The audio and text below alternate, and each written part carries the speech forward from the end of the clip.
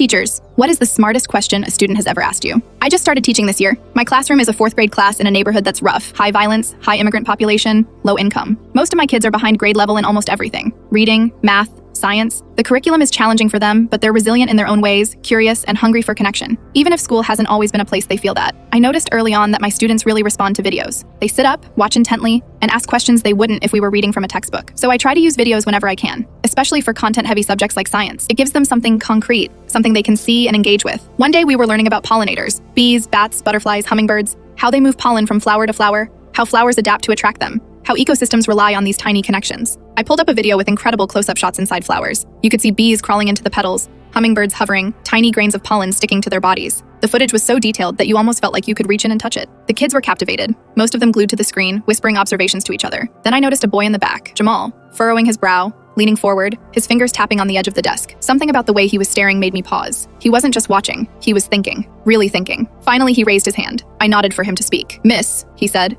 his voice hesitant but firm. "Are these videos real or made on a computer?" I smiled, impressed with the question. A lot of students might just accept what they see, but Jamal was questioning the world. "They're real," I told him. He leaned back slightly, still squinting at the screen. "But how did they shoot them? They're from the inside of a flower." The room went quiet for a moment. Other kids looked at him, then back at the screen, and I could see their wheels turning. Some whispered, "Yeah, how?" Some just shook their heads in awe. I realized right then that Jamal's question wasn't simple. It wasn't just about the video itself. It was about process, about mechanics, about imagining how humans could capture a perspective so tiny, so precise. I explained a little about microlenses, cameras that can focus at extreme close distances, and how filmmakers and scientists use all sorts of clever tools to capture things that are hard to see with the naked eye. I watched his eyes light up, the initial confusion turning into curiosity, and then into a chain of new questions he wanted to ask. Could you film a bee walking through the pollen? Could the flower get hurt? His classmates picked up on it too. And soon we were in a mini discussion about ethics in filming, plant biology, and how science videos are made. That small question, how did they shoot them, might not seem brilliant on the surface. But for this group, for a classroom full of kids who struggle with reading, who don't always have adults at home asking them to think deeply about the world, it was extraordinary. It showed cognitive processing, imagination, and a desire to understand the how, not just the what. That level of questioning in a 4th grader is rare, especially when so much of the rest of the day is spent catching up on basics. By the end of class, Jamal was still buzzing about it. He kept leaning over to whisper to his neighbor, pointing at the screen,